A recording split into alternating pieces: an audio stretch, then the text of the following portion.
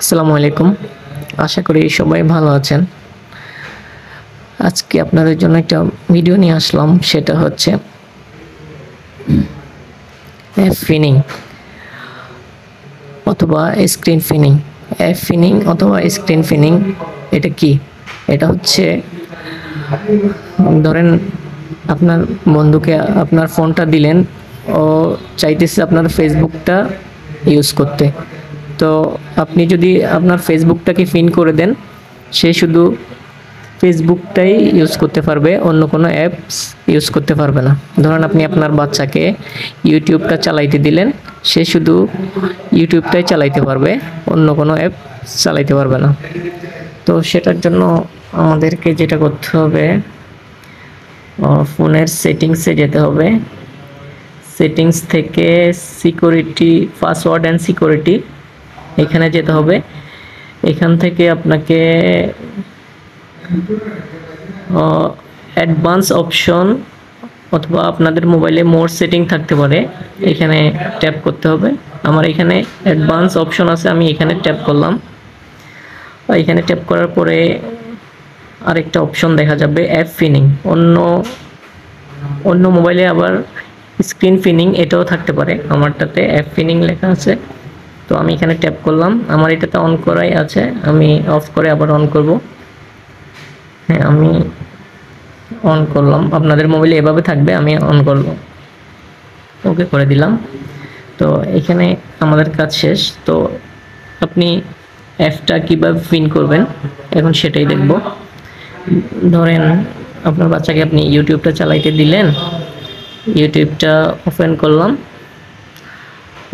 Recent বাটনটা চেপে recent অপশনে যাব।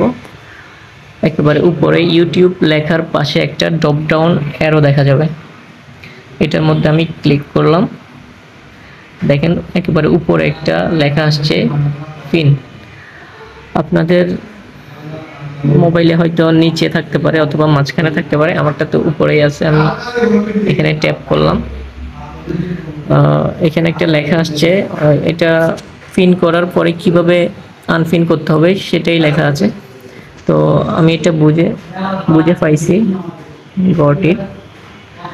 আমার ইউটিউবটা পিন হয়ে গেছে। এখন ধরেন আপনার বাচ্চাকে আপনি মোবাইলটা দিলেন, শুধু ইউটিউবটাই চালাইতে পারবে, এটাতে ব্যাকও করতে পারবে না, এটাতে কোনো কিছু করতেও পারবে না। তো এটা তো হয়ে গেল।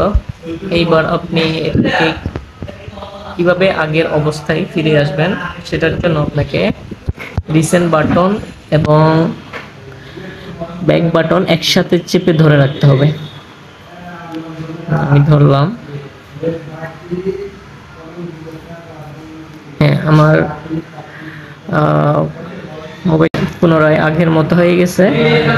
তো এটা যদি অন্য কেউ জানে, সে যদি অ্যাপটা থেকে বের হতেও যদি চায়, তাহলে আপনার মোবাইলে যদি পাসওয়ার্ড দেওয়া থাকে, তাহলে সে আর অন্য কোনো অ্যাপস অ্যাক্সেস করতে পারবে না।